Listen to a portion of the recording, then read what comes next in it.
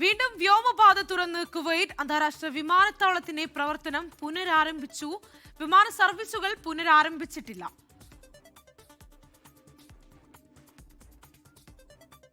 വിവരങ്ങൾ പങ്കുവയ്ക്കാൻ മുഹമ്മദ് റഹീസ് കൂടി ചേരുന്നുണ്ട്. റഹീസ്, ഇതാ വീണ്ടും വ്യോമപാത തുറന്നിരിക്കുകയാണ്, എന്നാൽ വിമാന സർവീസുകൾ പുനരാരംഭിച്ചിട്ടില്ല എന്നുകൂടി മനസ്സിലാക്കുന്നു.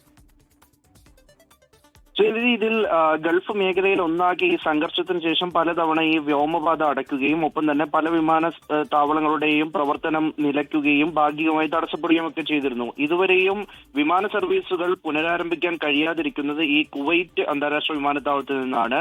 കുവൈറ്റ് അന്താരാഷ്ട്ര വിമാനത്താവളത്തിന് നേരെ 4 തവണയാണ് ആക്രമണം ഉണ്ടായത്.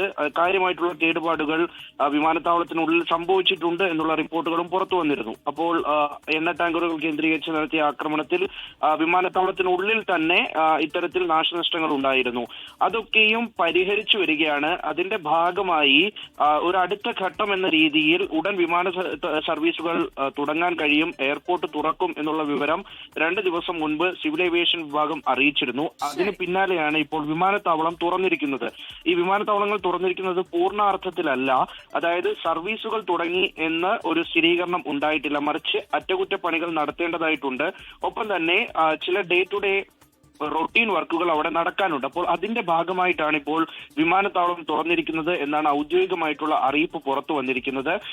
ഏറ്റവും അടുത്ത സമയത്ത് തന്നെ ഈ സുരക്ഷാ മുൻകരുതലുകളൊക്കെ സ്വീകരിച്ച് വേണ്ട സുരക്ഷാ സംവിധാനങ്ങളൊക്കെ ഏർപ്പെടുത്തി നിലവിൽ തുടർന്നുകൊണ്ടിരിക്കുന്ന ചില അറ്റകുറ്റപ്പണികളൊക്കെ നടത്തിയതിനു ശേഷം മാത്രമേ ഈ വിമാനത്താവളം വീണ്ടും പ്രവർത്തനമാക്കുകയുള്ളൂ. ഒപ്പം തന്നെ വിമാന സർവീസുകൾ തുടങ്ങണമെങ്കിൽ 2 ദിവസം കൂടി കാത്തിരിക്കണം എന്നുള്ള സൂചനകളാണ് വിവിധ മാധ്യമങ്ങൾ റിപ്പോർട്ട് ചെയ്യുന്നത്. ഇപ്പോൾ അങ്ങനെയാണ് എങ്കിൽ ഒരുപക്ഷെ ഈ ആഴ്ചയുടെ അവസാനത്തോടുകൂടി ഒരുപക്ഷെ വിമാന സർവീസുകൾ വീണ്ടും തുടങ്ങാൻ കഴിയും. ഇത് വളരെ പ്രധാനപ്പെട്ട ഒന്നാണ്. കാരണം കുവൈറ്റ് കേന്ദ്രീകരിച്ച് വിമാന സർവീസുകൾ നടക്കുന്നില്ല എന്നത് കേരളത്തിൽ നിന്നടക്കമുള്ള പ്രവാസികളെ സംബന്ധിച്ചിടത്തോളം വളരെ വിഷമകരമായ ഒരു സാഹചര്യമാണ്.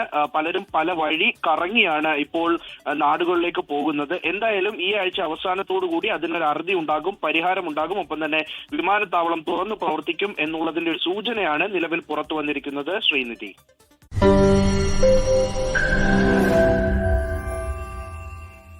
ലോകത്തെവിടെയായാലും ഏത് സമയത്തും 24 വാർത്തകളും ഓഗ്മെന്റഡ് റിയാലിറ്റി പാക്കേജുകളും എക്സ്പ്ലെയിനറുകളും വിശദമായി കാണാൻ ഞങ്ങളുടെ യൂട്യൂബ് ചാനൽ നിങ്ങൾക്ക് സബ്സ്ക്രൈബ് ചെയ്യാം.